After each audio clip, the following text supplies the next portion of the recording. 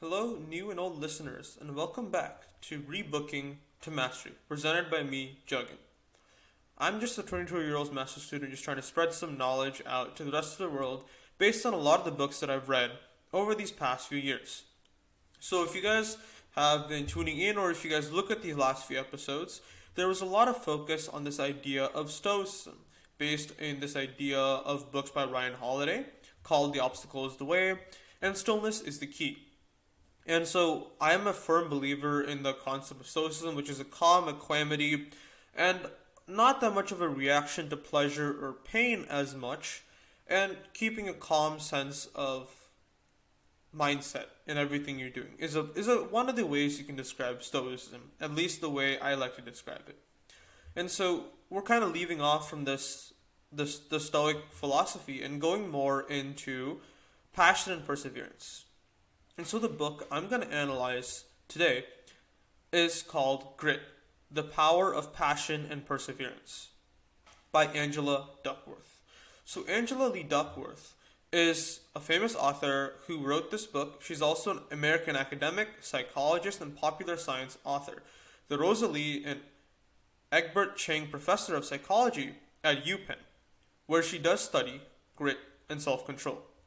So her credentials are very good, and I was particularly fond of this book because it kind of provides a new perspective at looking at something that we overshadow a lot in our daily life.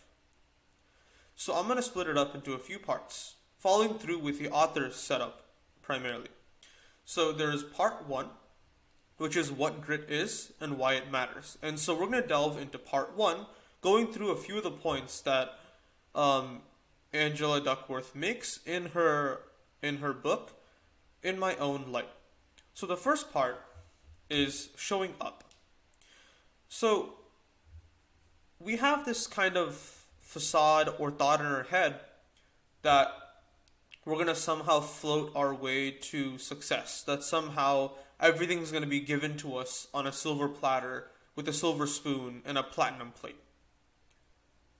And the first thing I want to tell you is that for the most part, this isn't true.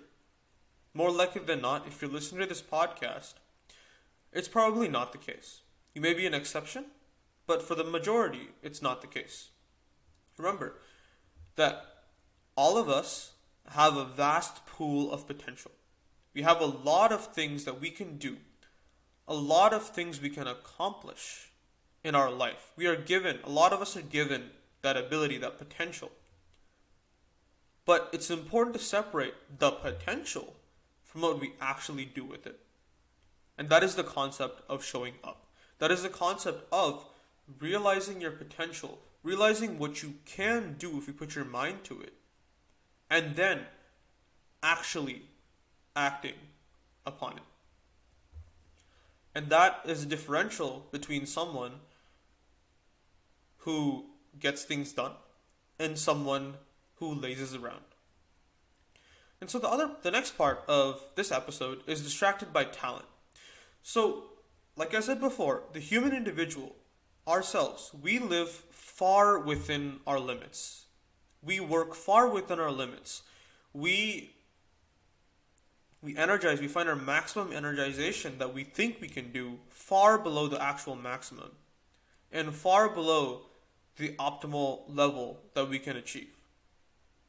And so this is based on this idea of the naturalness bias. So in our fantasy world, in our ideology, we want to be this naturally talented, naturally gifted, and someone who just claims the battlefield as soon as they walk upon it. And as a result, we kind of have a hidden prejudice or a hidden bias against those who have achieved what they have through actual hard work for it. We like to imagine or project ourselves as this naturally talented person that can get everything done just by snapping their fingers. And as society, we fall into that trap over and over again. We shine so much light on talent. We shine so much light on the finished product. We shine so much light on the destination. We forget about the hard work that it took to get to that about the perseverance we had to put to make it there, the journey we had to endure to make it to where we are. And we just shove that in the shadows. We make it seem like it's less important.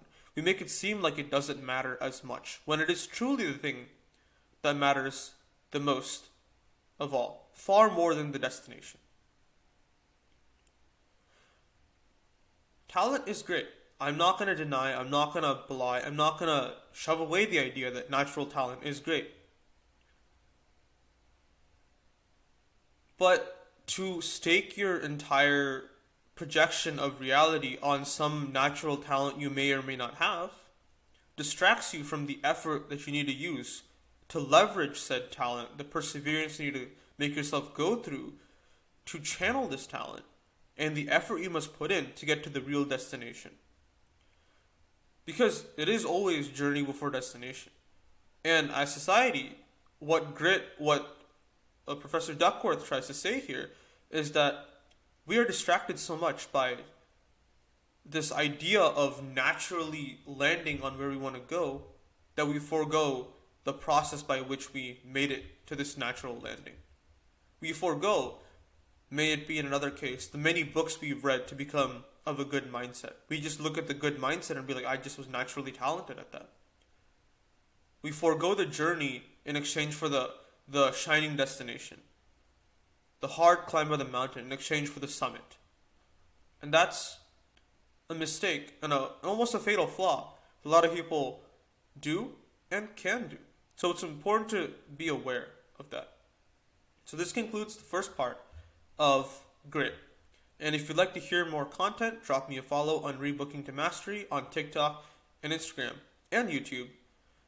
And if you'd like to hear more content, drop me a follow on whichever platform you're listening to. And I hope to see you guys next time.